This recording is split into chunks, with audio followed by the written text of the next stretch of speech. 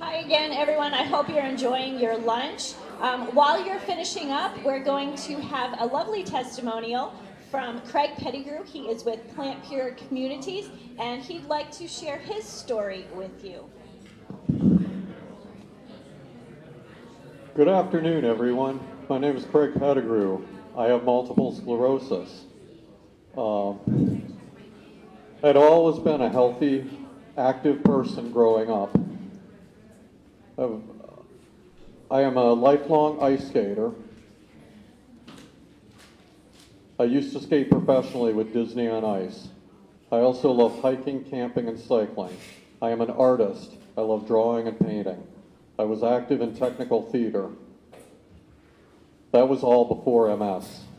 My first experience with multiple sclerosis happened in 1995, while in graduate school. I had what I now know was an exacerbation. Symptoms of the disease affected my legs and vision. The experience was like when your foot falls asleep, the pins and needles, but it was between my knee and ankle. And I was confused by that. I went to the hospital. They noticed that my gait was abnormal, did some tests on me. I believe they gave me a CT scan.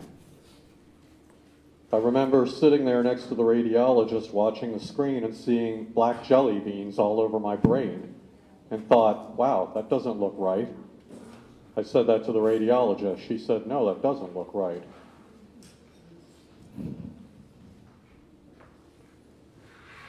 After the hospital visit, I went home. Later that evening, after taking a nap, I awoke and my eyes were jumping up and down.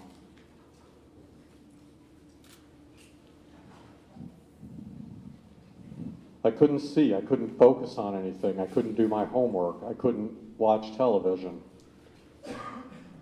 I was dumbfounded by the whole thing. They wound up telling me I may have multiple sclerosis but needed another exacerbation to confirm it. Well, a long time passed. Then in 2008, I was ice skating with my brother. I was almost 40. I was jumping and doing spins, doing usually what I did, practicing, you know. I did a double flip. When I checked out on my landing, I stopped dead and was like, what? My brother skated up and was like, what's wrong? I said something didn't feel right. He said, do it again. So I set up the jump. I did another double flip, landed, stopped dead, and was like,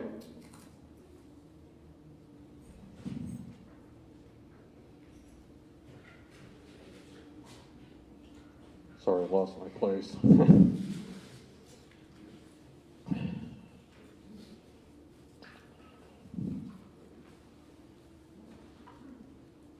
That was the day that I wound up, well, skating up to that point was fun for me. It was a relaxation thing. It was something I did to de-stress after work. But that was the day I actually lost complete interest in skating. And actually the last day that I skated. I can't skate anymore. I'd love to, but I'm not able to. I eventually was diagnosed with multiple sclerosis in 2011 after my second exacerbation. I was talking with a coworker and I was slurring my speech. I sounded like I was drunk. I was like, what is this about? Or I thought, what was this about?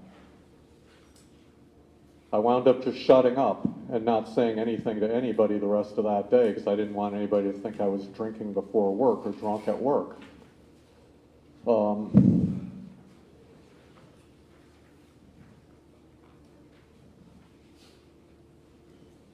Later that evening, I went to the hospital and they diagnosed me with MS.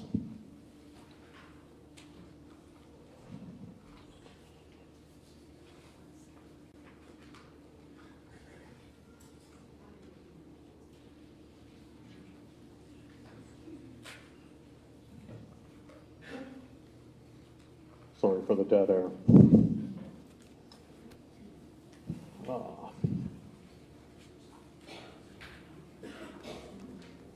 I began spiraling downhill. Sorry. I went to the emergency room that weekend. After a long string of medical tests, I was diagnosed with MS, and that began a downward spiral. Before the diagnosis, I could walk 3 to 4 miles a day. Now I couldn't make it to the corner without issues. My legs felt like wet noodles all the time. I would get horrible cramps in my legs, feet, and hands. Fatigue from MS was overwhelming. Because of daily injections and treatment, I would get an ugly injection site reactions and skin irritations. I couldn't sleep. I had chronic insomnia. Eventually, cognitive impairment from MS made it difficult for me to do my job, and I retired. I could no longer do the things that made me me. I had to find a new way forward, a new path. I started doing a lot of research on anything that could help me. I tried juicing. I moved toward a Mediterranean diet. I had meatless Mondays. I meditated. In addition to all the drugs the neurologist had put me on, the results were actually worse. In 2012, I began searching for what could help me that did not involve drugs. I read the book, The China Study, by T. Colin Campbell, which suggested that changing a diet might help. Around that same time, a friend of mine suggested I try eating a whole food plant-based diet.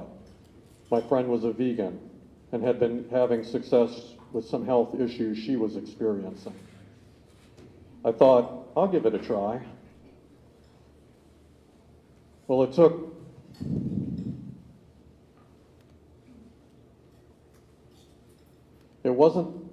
wasn't an easy change going from a whole food plant-based, or going from the standard American diet to a whole food plant-based diet. That's kind of a big jump. But I eventually made it. In 2014, I became a vegan, a junk food vegan at that. But it was no longer eating meat, dairy, or eggs. I started reading labels on the food that I ate. And within a few years, I started feeling like myself again. I could walk past the corner and up to the coffee shop 1.5 miles from my house. The fatigue had lessened, and I had started riding my bicycle again. I still can't ice skate, draw, or paint, but in 2017, I was able to get off disease-modifying drugs. I have been off disease-modifying drugs for 5 years now, with no active lesions or exacerbations. My doctor is on board as long as I continue as well as I'm doing. And seek yearly check-ins with her. I maintain good health and a positive outlook by continuing to do research and learn more about wellness. I do not eat any animal products. I drink a lot of water, limit sugar, oil, salt. I stay away from processed foods and genetically modified foods. I continue to learn from people who are living a similar lifestyle and having success. One person I follow is Dr. Saray Stancic, a physician who also has multiple sclerosis and has been achieving success managing her symptoms by eating a whole food plant-based diet. I can't say enough about how the local whole food plant-based movement has helped me. I attend in-person and online meetups and gatherings with others who are either well-established or just getting started on their journey. I get inspired and learn so much from people in my community. Multiple sclerosis is still with me and could flare up at any time. I am satisfied with how well I'm doing. I feel great.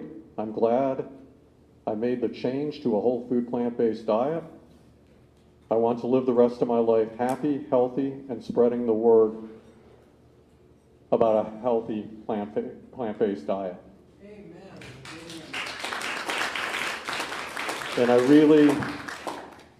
I really want to say you should really take a plant-based diet and listen to your body, because your body will tell you all you need to know. And is your guidance and all. And this has become actually my passion. I really want to help everyone, so please.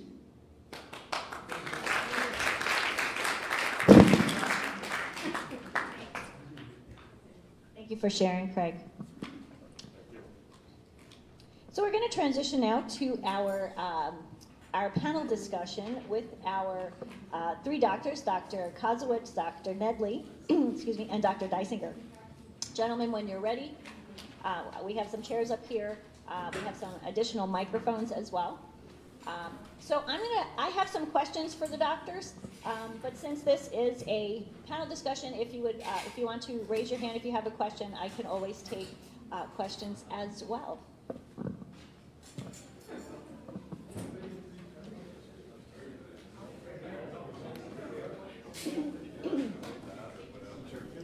I should have gone to the bathroom before this.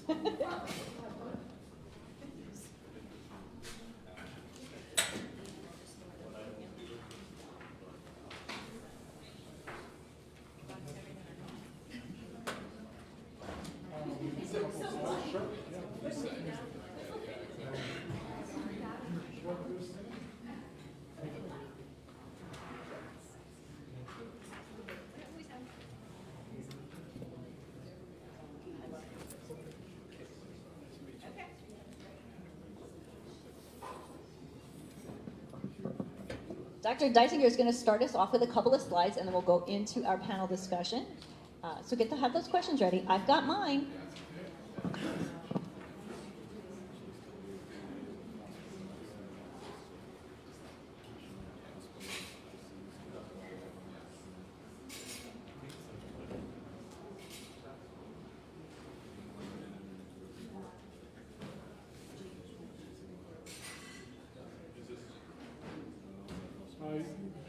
There's a switch on the front.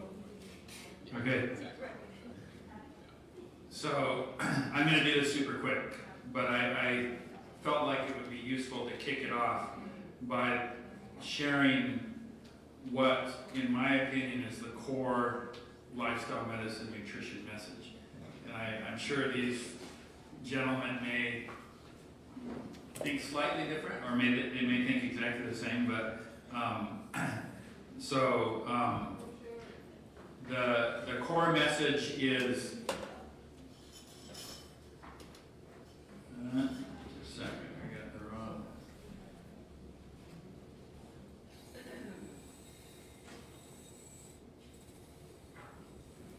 Okay, well, I thought this slide was going to say, I thought on this slide was going to be the book by Michael Pollan called In Defense of Food.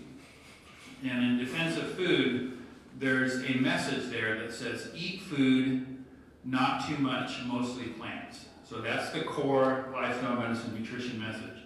And eat food means mainly whole food. And I actually think this is the biggest challenge we have as a world, really, is all the processed food that we're eating. That's what's driving the chronic disease epidemic more than anything. And so our biggest challenge is trying to figure out how we can reverse that trend that's been happening around the world. And I won't go into all the science behind it or some of the theories here as far as how much you should eat, but an easy way of thinking about eating whole food is to think about eating SOFAs-free. SOFAs-free is no sugar, no oil, no flour, no alcohol, and no salt. That's SOFAs-free. It's incredibly hard to be 100% SOFAs-free. I do have some patients that do that. But if you're a long ways that direction, you're doing pretty good. The not too much, we have a whole set of things. Dr. Nedley talked about that. Here you can see caloric restrictions, so just trying to eat less. you can see the idea of time-restricted feeding, which is what Dr. Nedley was talking about, where you're skipping dinner and you're going, a certain amount of time, usually 12 or 16 hours, where you're not eating food at all. There's the idea of intermittent fasting. A lot of people call time-restricted eating intermittent fasting. Technically, intermittent fasting, at least as described in this, is the idea that once or twice a week, you'll have a calorie-restricted day.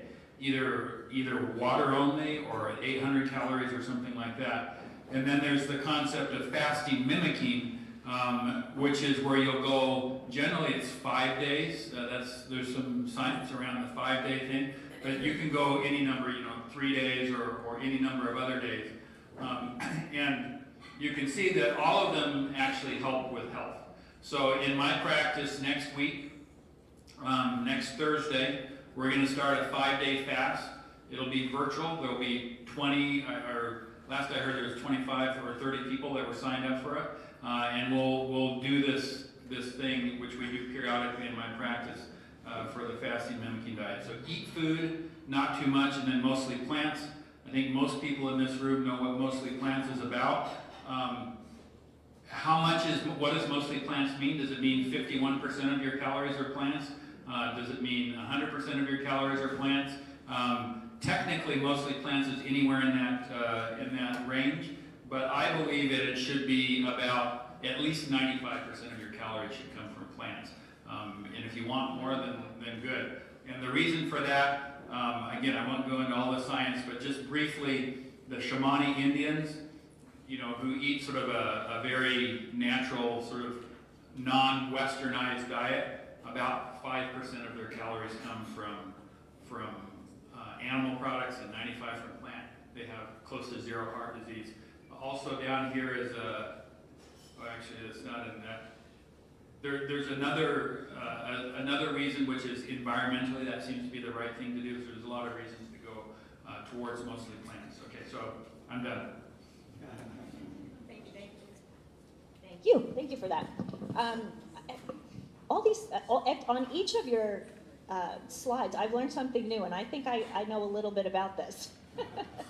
So, we talk about a lot about health and wellness, improving our health, kind of the longevity in or the life in our years, not necessarily the life in our years, not necessarily the years in our life. But what I find with my clients is they come to me and they're all concerned about weight. They all want to lose weight. So we all talk about nutrition, we talk about lifestyle. Let's talk about weight a little bit. And the title of this is Take Care of Your Lifestyle and the Weight Will Take Care of Itself. But let's talk about the weight a little bit. We talk about what is a healthy weight? It's a good question. So I would like to open with that question. And Dr. Nedley, I actually have this question listed for you.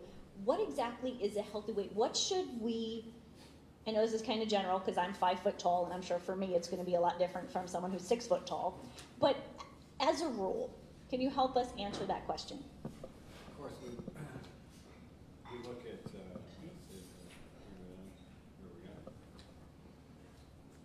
we look at BMI, and of course, if we were, sometimes it's a little easier to just go on, everyone kind of knows how tall they are. But in general, 5 feet is 100 pounds.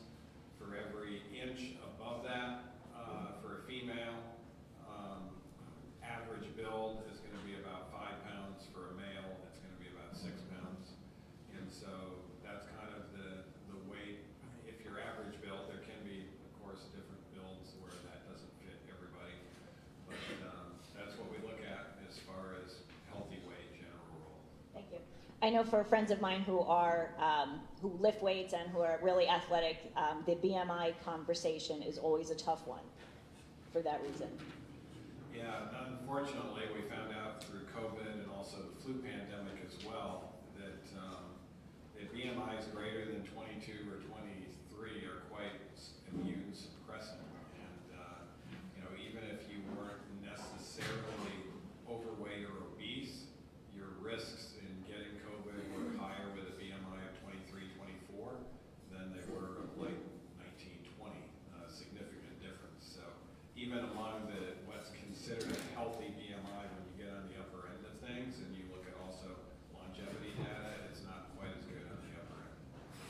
Thank you. So I know during, you mentioned COVID, and COVID was really stressful for everybody. One of the things I think that we found, and definitely during your talk touched on, was emotional eating. Can you touch a little bit on emotional eating causes? How do we notice if that's something that we're doing or somebody that we love struggles with emotional eating? Yeah, so the reasons for emotional eating, I mean, primarily what people tend to want to eat when they're not feeling great is more of the sugary and junk foods. And sugar actually transiently does improve brain serotonin levels. It's a transient effect. And so it actually not only tastes good, it actually does have an antidepressant effect. Of course, there's an nadir that comes afterwards, and so we have a tendency to go back to it as well. But there's also a dopamine effect that's happening. And this is something that we go through in our courses in our residential program. There's a number of things that can produce dopamine surges. Dopamine is part of getting up to that euphoric level. And when any of us had our first chocolate bar, the dopamine level actually goes up pretty high. It's right there at the euphoric level, and it gets up there in a matter of seconds. But it doesn't stay up there very long, and it comes back down. But when it comes back down, it actually goes a little bit less than neutral. And then when we do it again, it's not quite as high as it was before. Repeat that process about 1,000 times, and your dopamine set point, the neutral dopamine level, is now down in the basement. And even though there isn't anything bad going on in your life, you have this feeling of dysphoria and distress. And now you're having your chocolate in order to try to feel neutral. And the good news is that we can reverse that trend. My father was in that condition. I didn't quite realize all the things of dopamine at that time, but when I was a teenager, he was a sugarholic. He loved chocolate-covered cherries, Reese's peanut butter cups, root beer floats, anything, high sugar. And he was an engineer, which means he had a sit-down job. He was working for General Motors, designing automobiles. And in his 40s, a couple of his engineer mates had sudden death from heart attack. And his parents had died in their early 60s from heart attacks and strokes, so very strong family history. He wasn't a doctor, but he read the book called Sugar Blues. And he recognized he was headed that way as well. And so he came home and announced that he was going to give up sugar. And my mother just laughed at it. She thought, there's no way this man's giving up sugar. And the next day, she even forgot about it. He came home from work, and she was baking Toll House cookies with those chocolate chips in it. He said, I can't stay in the house. He went out and worked in the garden. But he stuck with it. And what we found is, and what he found, at the 4-month point, she felt bad enough after he was doing this about 2 or 3 weeks. She would make him a blueberry pie with no sugar, and she would have blueberry pie with sugar for all the rest of us. About 4 months, one of those pies got switched accidentally. She, said, this is your pie. I know it's your pie. And he bit into it, and he says, I can't eat this. This is way too sweet. This is sickening sweet. I can't believe it. I used to like this stuff. And she says, there's something wrong with your head. That is the no sugar diet.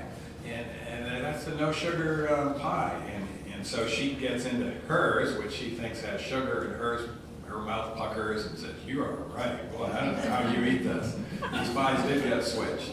But at that point, it took 4 months. At that point, my father began to enjoy foods, talk about whole plant, eating whole. He began to enjoy food, and the smile just couldn't come off his face when he was eating a corn on the cob. He would say, this is like dessert. This tastes so good. And my uncle from Texas said, it's just good to come to your house just to see your dad eat. He said, I just enjoy watching this guy enjoy all of these natural foods. And what we now know is once you're off of that food addiction standpoint, your dopamine level comes up to neutral, and these healthy plant-based foods actually send your dopamine level far above neutral, but it doesn't have that big spike where it goes up and down and then lowers the set point. It actually stays up there for a while. And that's why my father had a whole personality change. I mean, he became a great guy for everybody to be around all the time. And both groups are getting their dopamine. It's just one group's getting it in spikes, and their average dopamine level is far below neutral. Where the other group, their dopamine levels are far above neutral the vast majority of the day. And the simple pleasures in life produce these nice dopamine curves that are not surges and big cliffs. They actually stay up there for a good period of time. And so that's the pleasure of living life without food addictions. And food addictions are big. They're just, in fact, the study shows sugar is actually a tougher addiction to give up than alcohol. And alcohol is pretty tough. And there's other addictions that are very tough as well. But a lot of people in these addictive phases think, how am I going to enjoy life without this? I mean, life is not just going to be, it's going to be terrible now. And they don't realize what's coming if they stick with it, because their life will be far more enjoyable than it was with their addiction. What a great story! Like you had a personalized case study right at home with your dad. Yeah, and it's one of the reasons why I'm in lifestyle medicine. I knew there was growing up, the big before and after difference in my dad. That's amazing. You may have covered this, but how long does it take to give up sugar?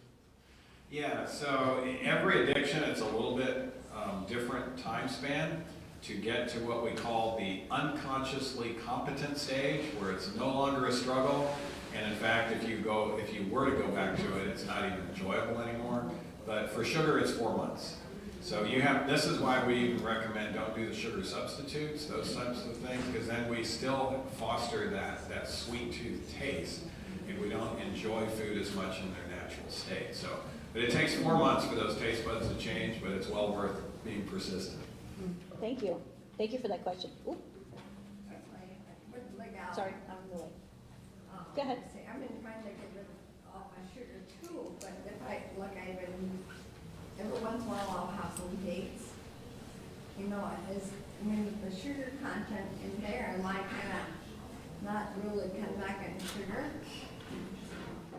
Yeah, so that's a good point. There may be some foods in their more natural state that are going to stimulate that. So yeah, my father stayed away from those types of foods during his 4 months. Yeah, so he stayed away from the dates or even simulated sugar. There's all sorts of ways that we can get sugar where it seems like it's healthier. Molasses, whatever. So he stayed away from honey, molasses, anything that had that sweet flavor taste. That's what, apparently, I haven't read the book Sugar Blues, but apparently that's what Sugar Blues recommended.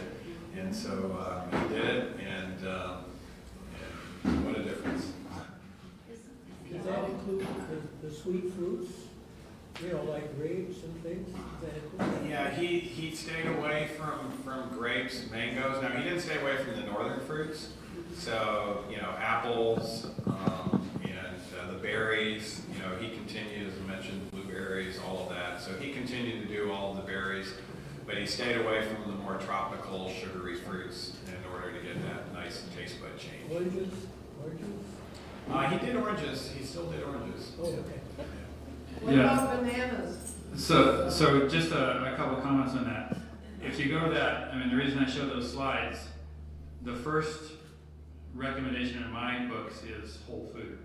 So if the sweet thing that you're eating is a whole food, to me it's generally okay. And in the case of dates have a lot of fiber in them. They're very high fiber content, and that fiber modulates the sugar component quite a bit. So if you look at fruits, most fruits we eat the whole fruit. Certainly the berries, the whole fruits. Bananas? So if you're taking the skin off, technically that's not the whole fruit. So I ate a banana. I'm just so you know, I emotionally eat. I'm a food addict. I think a lot of people are. I think most people are, to be honest. But yes, as a general rule, so the main fruits where you take the skin off are melons and tropical fruits. Those are the main ones where you take the skin off. Also oranges, but oranges, because there's so much pulp and everything, they tend to be okay if you're eating the whole fruit without the skin. Most citrus tends to be okay. But you do have to be a little cautious with the melons, and to some extent with some of the tropical fruits as well. Okay, I have another question. Dr. Dysinger, I have this one for you. 50% of Americans are either overweight or obese. How does that affect their personal overall health and wellness? And in addition, how is that going to affect our future generations? So, you know, it's a little scary for future generations because the data is relatively clear, even prior to COVID, although COVID's made it worse, that people are, at least in the US and a couple other really developed countries, people are living shorter now than they used to. You know, so our history has been from generation to generation, we live longer and longer and longer, but now it's Last 4 years. yeah, it's starting to drop consistently. Dr. Nedley just said the last 4 years. So it's a little scary, and that's one of the reasons why I'm so passionate about being part of this lifestyle medicine movement, because the lifestyle medicine movement has the ability to contribute towards reversing that trend. Although, as I said in my talk, and as we're going to talk about tonight, we have to get our whole culture to really change if we're going to really reverse that. And so it can't just be going to a lifestyle medicine doctor. It has to be a lot of 1,000 other things that are involved. So I ended up answering the second part of the question. So what was the first part again? How does being overweight affect person's personal overall health and wellness? Just kind of a couple of key points to remember. Yeah, so I mean, it obviously affects everything. You know, I mean, flying here last night, sitting next to someone who was overweight. I mean, they didn't love, you know, their legs pushing over into my side of the seat. I didn't love it either, but you know, it's not easy being overweight. It's hard in a lot of different ways. And you know, if you look at the diseases that are connected, or the health consequences, I mean, we all probably know them to some extent or another. Obviously, diabetes being one of the biggest, but depression and high blood pressure and on, cancer. It's amazing the significance of overweight and cancer. So it's definitely something worthwhile spending time working on. And you know, and the nice thing too, though, is for a lot of people who are overweight, if you can reverse their weight issues, all their other health issues sort of follow along and they get better as well. Thank you. As the story we heard this morning. Dr. Kosowicz, would you like to add something?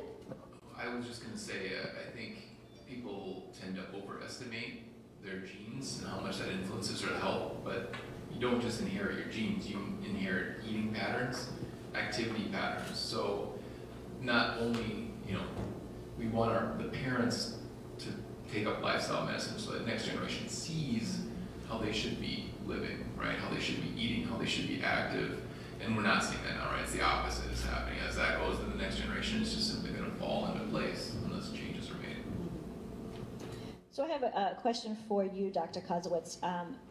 From a hospitalist standpoint, you know, when you see patients, like, what is the percentage of people who you see, roundabout, that come to you who are overweight, obese, and that's real, that's the underlying, that's why they're there. They may be having a heart attack, they may be struggling with something else, but when you look at your patient population.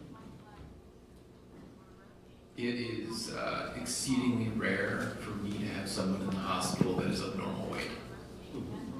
I mean, I do the usual things when I receive a new patient. I look at their problem list, I look at their vital signs, I look at their weight, and that's pretty much will give me enough information to know where things are kind of going.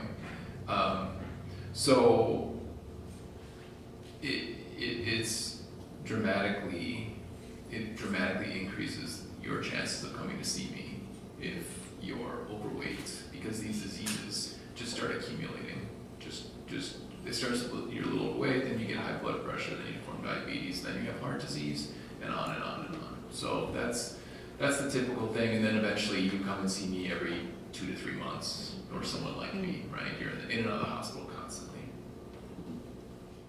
I'm open for questions. Yes. Is it, I know that the gut has a lot to do with overall health, so is it sort of like pushing reset when you go whole foods, plant-based? Do you still need a probiotic? Is it, I mean, how long does it really take the gut to heal? It actually doesn't take long. We've actually done studies combined with a university up in Canada called Berman University, where they looked at our pre and post gut flora of our patients going through our depression and anxiety recovery program. And of course, these people are, most of them are going plant-based for the first time in their life. And they see some very positive changes start to take place within just those 9 days. It was 9 days difference. And as it continues, you'll even see better changes. So probiotics, when you're plant-based and healthy eating, it's rare that you're going to need to be taking a probiotic beyond a month. Unless you're on an antibiotic or something. Right, exactly, yeah. But in general, the prebiotics, which is the higher fiber foods, do great in producing a healthy gut flora. Thank you. Along this direction, how is the fasting help with the balance of this? Yes, that's a whole other area they're looking at now, is fasting and gut flora. And the fasting seems to help too in regards to the gut flora, and an additional benefit. Yes, gentleman in the back. So, with all the research that we've done, right, as we're doing more research and learning more things, and we're getting smarter about whole foods and eating and the brain, and yet our life expectancy has dropped. What is the number one contributor, and how do we change that so as a society we can go to where we need to go versus where we're going? What's the number one thing we can do to change our society right now? So it's a great question, and hopefully we answer that question at the gala tonight, at least for Rochester, Minnesota. But one of the things that I've had the privilege of doing the last couple of years is there's two areas of the world that have the highest levels of diabetes and that type of thing. Those two areas are the Middle East and the South Pacific. Those are the areas where the diabetes rates are the highest around the world. And I've had a chance to go to both of those areas and try to look at, can we change a whole island, or can we change the country I've been to the most is Qatar, which is has about 3 to 4 million people. Can we do that? And it's not easy. It's super hard to do, actually. But it feels like one of the best things that you can do is to make the right choice the easy choice, rather than the right choice the harder choice. And one of the best ways you can do that is to look at food pricing. So if you're healthy, so when you go to McDonald's, what's less expensive? Is it the French fries or is it the salad? It's generally the French fries, right? So the unhealthy choice tends to be the cheaper choice in a lot of these scenarios, whereas the healthier choice, I mean, you can eat super healthy for super cheap. We all know that beans and rice are not very expensive. But for some of these faster kinds of foods that our society's pushed us towards, we need to make the healthier choice the less expensive choice, and the unhealthy choice a little more expensive. So things like progressive taxing systems and other things like that. I think that's one way, but there's all kinds of other things. I mean, there's walkable streets, and there's what are our rules around our cell phones? Maybe we should shut off internet coverage after 9:30 at night or something. 10 o'clock. The whole city of Rochester, you can't be on here. That would never work. But suffice it to say, those are the kinds of things that you have to be doing to change the culture. I think it's hard. It's super hard. But it's small units. You know, Rochester's 100,000 people, right? There's some exciting things you could do here, I think, to keep pushing the needle. And you got it's 1,000 different things you can do. But if each one pushes the needle a little bit the right direction, it's going to make a difference. Thank you. Yes, that is something we're going to be talking more about tonight at the gala. I have the lovely lady over here, front table. I just had a piggyback question on your comment about South Pacific and Arab countries had the highest levels of cholesterol or diabetes. Was it always that way, or was that because Americanized, or our fast food type culture, as it has with other groups, infiltrated their diets? So a story from the Solomon Islands. There was, when I went to the Solomon Islands, which was I think in 2018, a physician there told me a story. He said, he was about my age. He said, when I was training, we had some Western physician here who said, I think the Solomon Islanders have a gene that protects them from diabetes. Because there was no diabetes, and this would have been in the 80s, early 90s. There was basically no diabetes in the Solomon Islands. 30 years later, it's one of the top diabetes, and when I was there, it was so sad. They have limited resources there. They were chopping everyone's legs off or their feet off because that's the treatment that they had for diabetes. They didn't even have dialysis. So if you had kidney failure, you would die. So it's definitely, and in the Solomon Islands, the people that knew felt like the things that changed, there were two things. One is they were bringing in white rice coming from China. And it seems like some populations can deal with white rice, but if you haven't been doing it for years and years, so if it's not in your genes, white rice doesn't work well for you. So that was one of the issues. But then the other one that was huge was noodles. These ramen noodles. Those were also coming in from China, and those are so unhealthy. We talked about SOFA's free. They're high in flour, high in salt, high in oil. They're sort of bad all the way around. So those are the two biggest things that seem to be driving it. But both of them are fast and easy. And when you compare it to cooking a yam, over the fire, which is how they used to eat, they were just going to the fast and easy, not the traditional diet. Yes. Okay, I've got two questions. One is a little bit off the subject of what we're talking about here, but it was mentioned. One of you mentioned SILEXAN. Okay. Oh, Dr. Nedley, I believe that was you and your talk. Is that something our body makes, or is that a compound that we can buy? Or discuss how we can deal with that. Selexon is a molecule that actually comes from the lavender plant, and it's part of the lavender oil aspect of things. There's multiple constituents in lavender oil, but Selexon has been purified and extracted, and what they were using was an 80 milligram version that was equivalent to lorazepam as far as its anxiety relieving properties, but without any of the bad effects of it. And so, yes, you can get it. Actually, there's a German nutraceutical company, and it's called Lavella. It's the trade name. The molecule is called Selexon, but it's Lavella, and you can get that 80 milligrams, and it's over the counter. And we actually did a study on it. There's been a lot of studies published on it, but we did a study in our residential program on those coming off of benzos, and we did a randomized trial using Selexon for one group and not Selexon for the other group, and the group utilizing the Selexon had a lot easier time getting off of benzos. Thank you.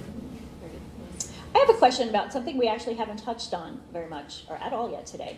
Is we talk about that a whole food plant-based diet is relatively inexpensive, yet everyone will complain and argue with me, I don't know why, that, oh, but it's so expensive. Vegetables are so expensive. Oh, and eating organic is really tipping the scale. So thoughts about organic fruits and vegetables and what's real and what's hype?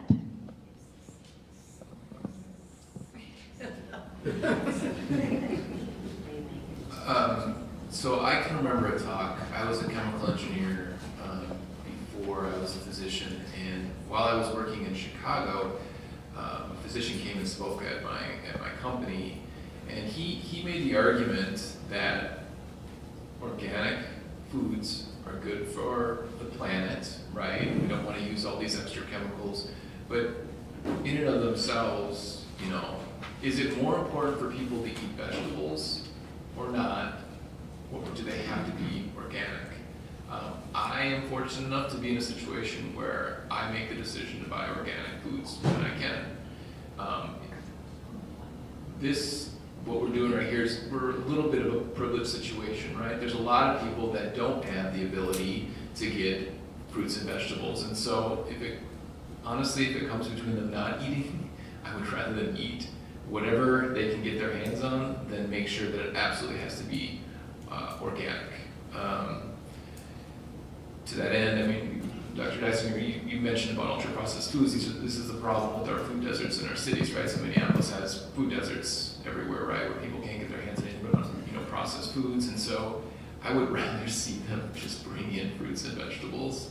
At first, we can discuss organics, whether or not organics. It certainly, is it better to have organics or genetically modified fruits and vegetables that Roundup is being poured on? Well, okay, organic's better, but I still want people to eat fruits and vegetables. I guess that's my take. Thank you. Can I summarize that? Are you saying that eating fruits and vegetables that are not organic is better than not eating fruits and vegetables? That's correct. Thank you. Yeah, so I 100% agree with that. But I'll just make this comment. The two times when I push a particular patient into organic, one is if they're dealing with cancer. So I'm wanting to give them every single opportunity I can. And so I think if I push them into organic when they have cancer, that's a good time to do that. The other is in certain autoimmune kinds of conditions. Again, like the great testimony we had around multiple sclerosis, that might be a good time to really push hard into it organic. Otherwise, I agree that I'm mainly just trying to get them to eat more vegetables. And that's the bigger journey than trying to push into organic. But there's still value in pushing into organic. Sometimes you can't get organic. Your choice is fruits and vegetables or no future fruits and vegetables. Interestingly, our own pesticide levels are higher by eating an animal-based diet than commercially grown fruits and vegetables. And that's simply because those are concentrated in the fat of animals. And so a lot of people think that they're avoiding pesticides by going into an animal-based diet, not recognizing that they have much higher levels. Not to mention the hormones. Exactly. Thank you. Yes? Back when we were talking about the fruits, and whoever wants to address this, all of you want to be whatever. We were talking about the fruits and sweets, sugar, etc., that type of thing. The thought of the bitterness, because I have more of a palate that really goes way to the sweet, and it's a little bit more bitter and tannin type of palate. So people always say, well, that's really good because bitters are good for our bodies, but what part of our bodies and why? Is that like bitter fruits or? So you remember, Dr. Nedley was a smart one in medical school, so I'm going to let him answer that.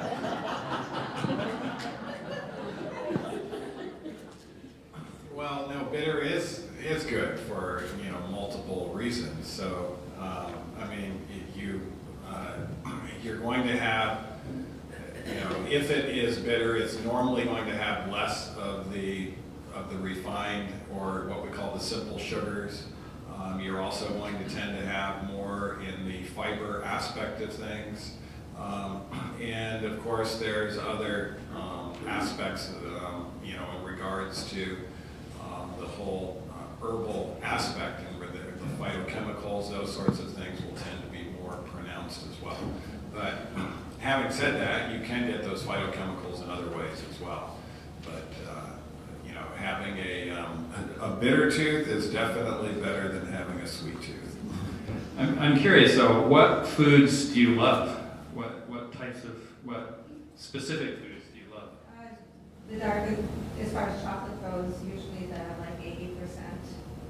So the super dark chocolate, what else? Yeah, I mean, not the baker's chocolate, that's a little bit overboard, but, gosh, arugula, I do, I love arugula. And cilantro, love cilantro, I hate it or love it. So as far as the greens, I'm not, I need to steam the broccoli and the kale and that kind of stuff. I kind of have to kind of temper those a little bit. With a little bit of steam and soften them up. But I don't know, I just know that whenever I'm tasting something, I go, oh my gosh, that was so sweet, you know.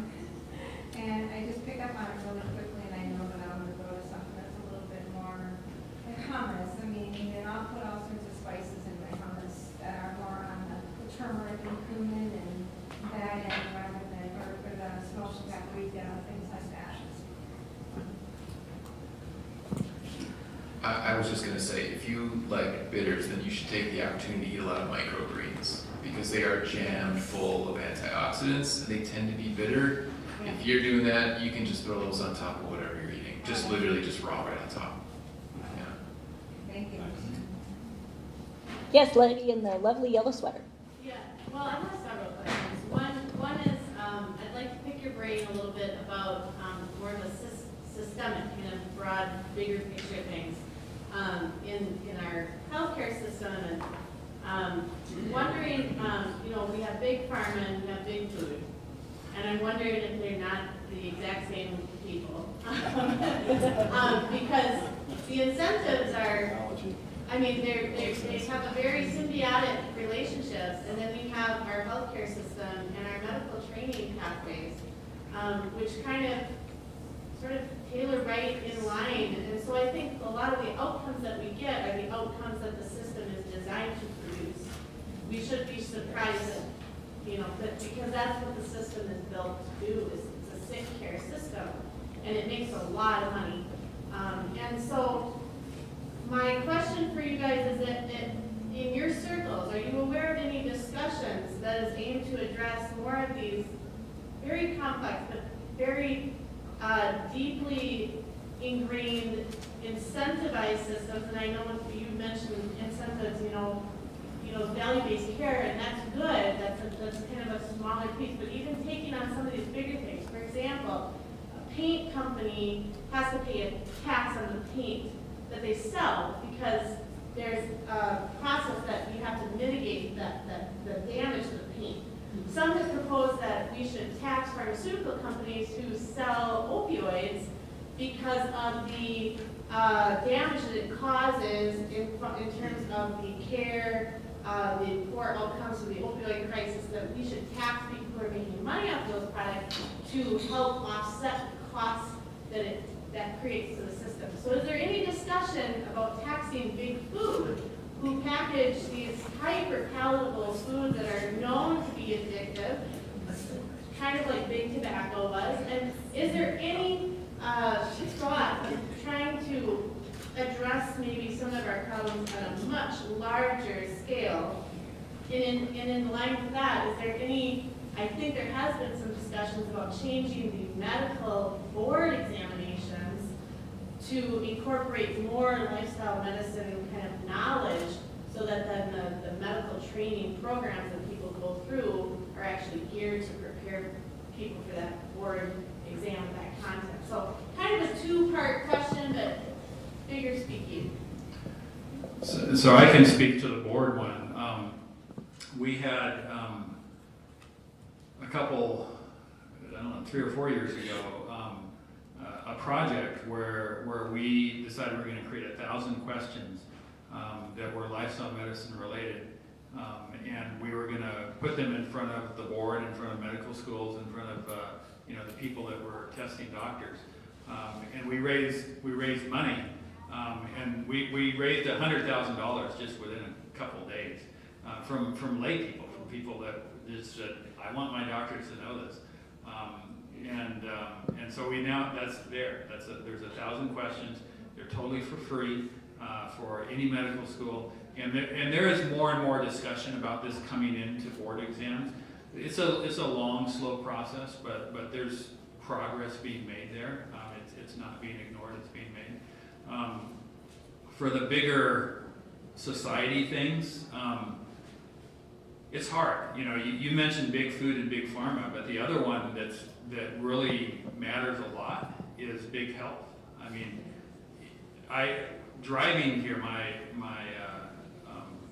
Google Maps took me through the IBM. I don't know what is that? Is that? It's the old original campus. It used to be. Used to be? Yeah. Is there? It looks like there's still some people that work there. It's like a quarter of what it was. So it's halfway. It's mainly empty. Anyways, the point behind that comment was so IBM is actually more interested in health than Mayo Clinic.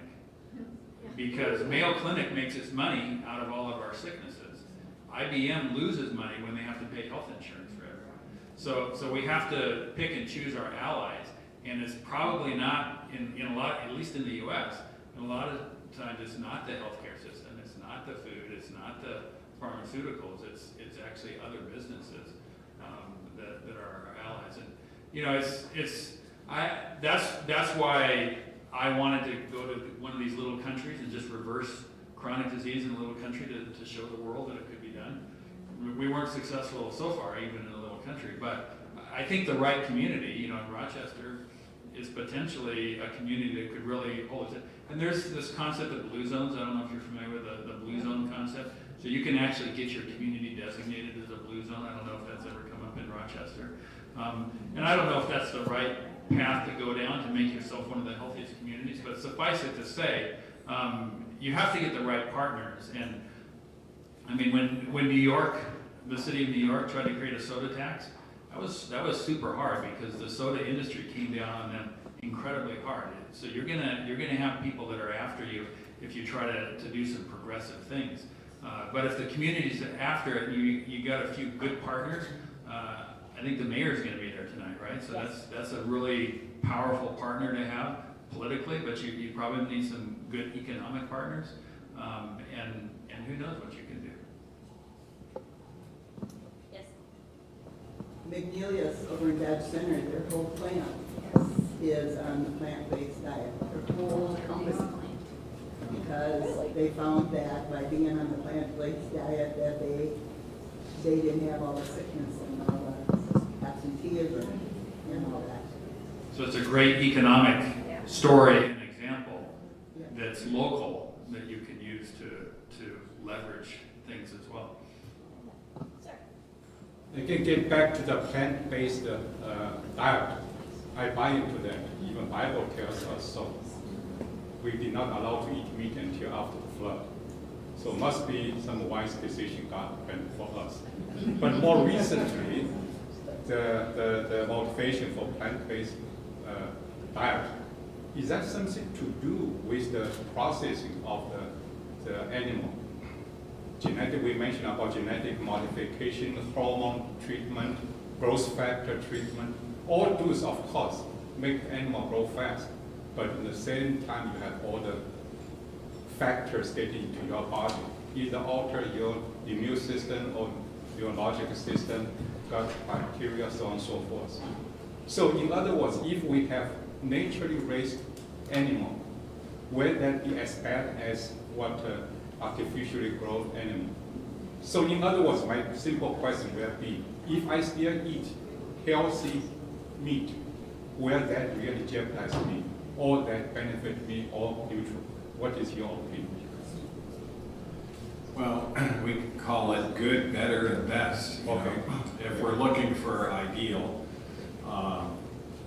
plant-based, you can't really beat plant-based. But it is very true that if you are eating meat, to eat lean meat that's healthy and organic is better than eating, commercially grown meat.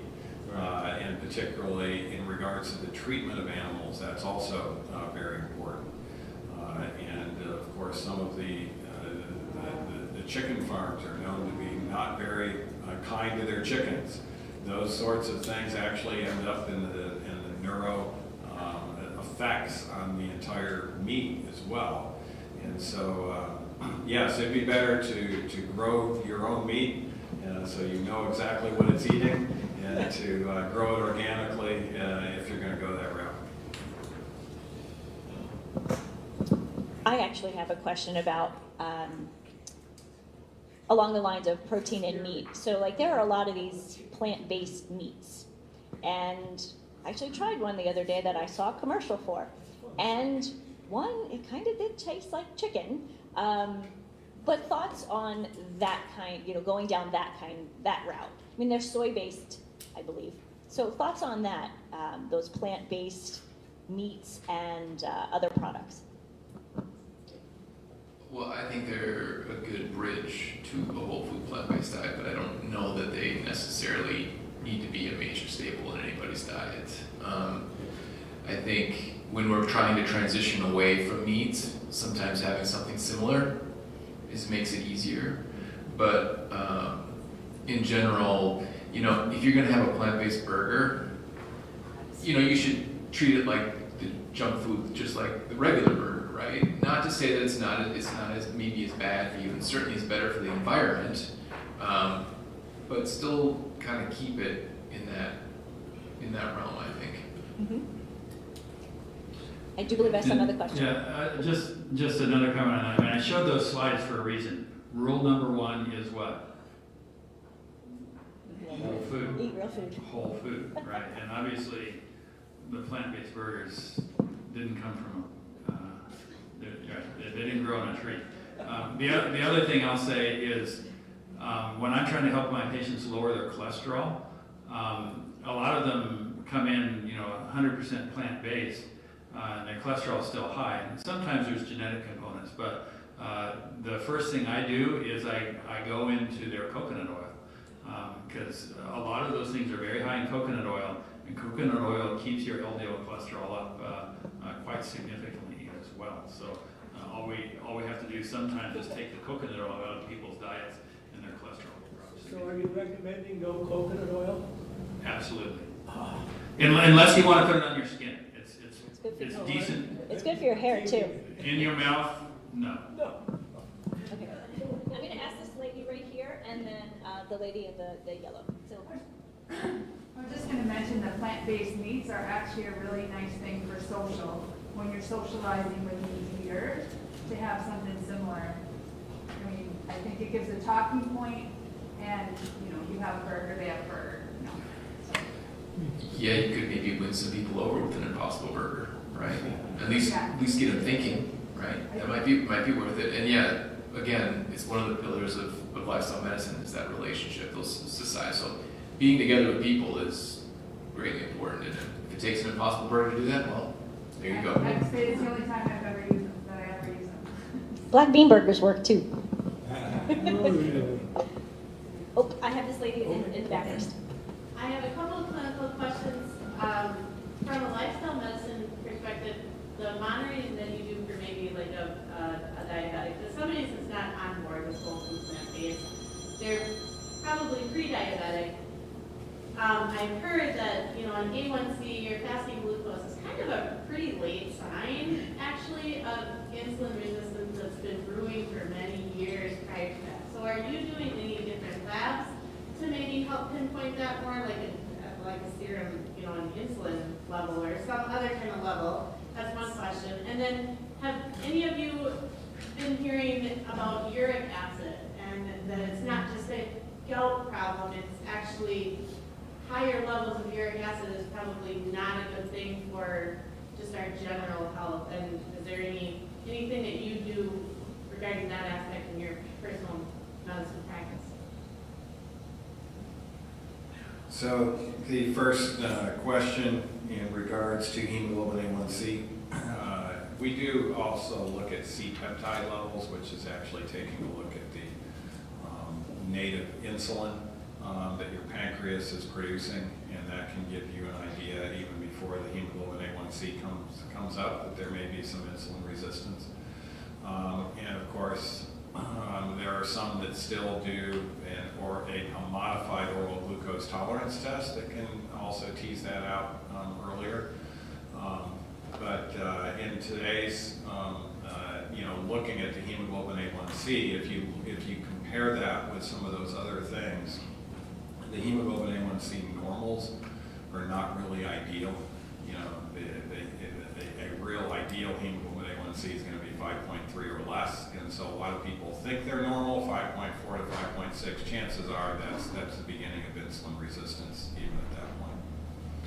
And the second question, I don't know if you have anything to add on that. No, I do the same thing. There's the Quest Labs, which is what we use. They have an insulin resistance panel, which includes C-peptide, and sort of gives you a graphic as far as, so it's a nice little tool in those borderline patients. And then the second question, remind me. Was about uric acid. So uric acid actually has a U-shaped curve. So it's actually not healthy for it to be too low or too high. And so, but yeah, high uric acid is not just a risk factor for gout, which is the most painful form of arthritis, but it also is linked to a number of other chronic diseases as well. But we also don't want to go too low on the uric acid. It actually works as an antioxidant, and it actually protects us from certain diseases as well. Okay, one last question, and then we do need to wrap up. And now I've got two hands up. So I'm going to answer. So we'll do two. I'll ask this gentleman here, and then the gentleman in the back, and then we will table other questions till later. This is kind of a general question. It ties into when you were talking about depression and some of the drugs that people take when they're diagnosed as depressed. And then the drugs have a short-term positive effect, but a long-term negative effect. And then once they go off the drugs, it gets worse. So then they go back and get more drugs. This is kind of an unholy alliance between the medical profession and the pharmaceutical companies. And I see it spiraling out of control. And a lot of these people that are depressed, they're going to get real depressed after a few years of this cycle. Do you see any way out of it? Any of you? The way out is education. And so this is why we need to start educating at a young age and continue to educate wherever we're at. Even those in the pharmaceutical industry, your biggest pharmaceutical promoters in mental health will tell you very clearly that medications are not the answer. They are not the answer of getting us out of this epidemic, and they are not the answer as far as producing a cure. That they might be an assistance, and as a physician, I might even prescribe these medicines for a short-term basis until we get to the actual underlying cause and go forward. But they were never designed for long-term usage because of all of the issues. And if you want to learn more about that, Dr. Whitaker at Temple University has done some interesting studies to show that whenever antidepressants are introduced to any community, the rates of depression and anxiety go up significantly within 1 to 2 years. And it's just the effects of what we just mentioned. We're actually blocking the reuptake of very important neurotransmitters that would be best reused. And so we're in the unfortunate state that because this is the only tool for many people in their toolbox, that it's going to be a very discouraging toolbox. And that toolbox can be a lot. There can be all sorts of different toolboxes that can actually do equal or better than medicines without having to cost neurotransmitter effects down the road. Dr. Kosowicz? I was just going to say one thing on medications in general. the media does a very poor job at reporting what drugs actually do and what they're good for. Something to keep in mind is when you see these studies and they require hundreds of thousands of people to get them done, that means that what's happening is a very small effect because you need so many people to be able to determine that there's any effect at all, right? So the most powerful things are the things that require, you can see a difference in 10 people, right? But most studies are hundreds of thousands of people. And believe me, the pharmaceutical companies don't want to spend all that money to have that many people enrolled, but it just speaks to actually how well some of these medications work. And they work a little bit, and that's a lot of our medications. They work a little bit, and it takes hundreds of thousands of people to show that little bit. Thank you. Last question in the back. Okay, make it kind of general then. So the keto diet's pretty popular still, so I just wanted to see what your guys' thoughts on it. Short term, only short term versus long term. What's right about it, wrong, or could be improved upon it? Yeah, so I'll jump on that first, but probably all of us have some comments on that. But go back to the slides I showed.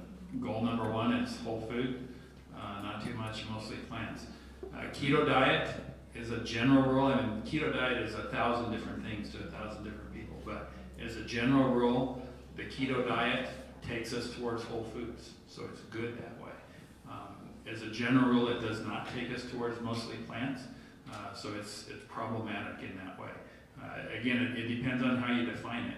There are some keto diets that are pretty downright good, pretty downright healthy. There's plant-based keto diets.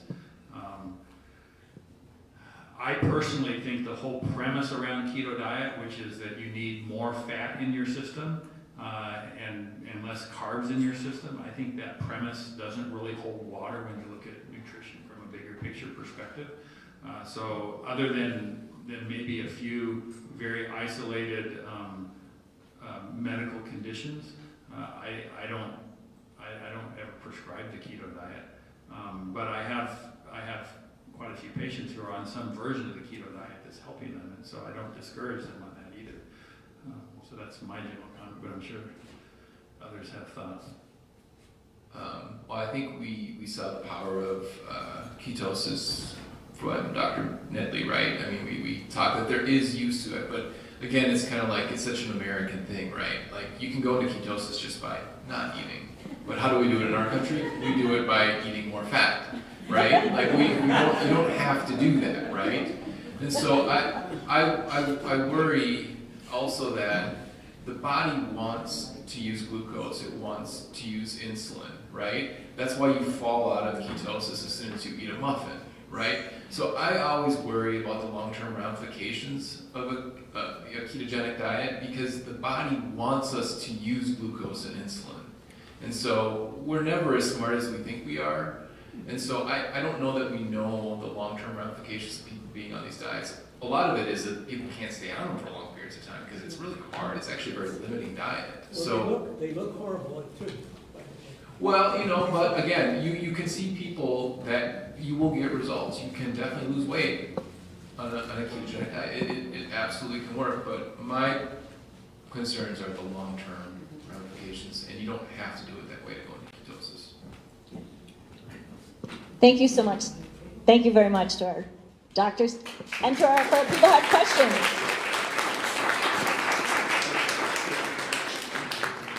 Okay, we have a short break, and I will be back with you. And May wants to announce one thing.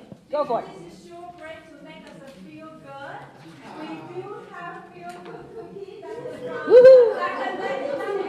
Eric has a cookbook. Now, the recipe is right here. Besides that, Eric also made a different version of feel good cookie. This is the almond flour, so you can only have one of each, and it can tell us how good it is.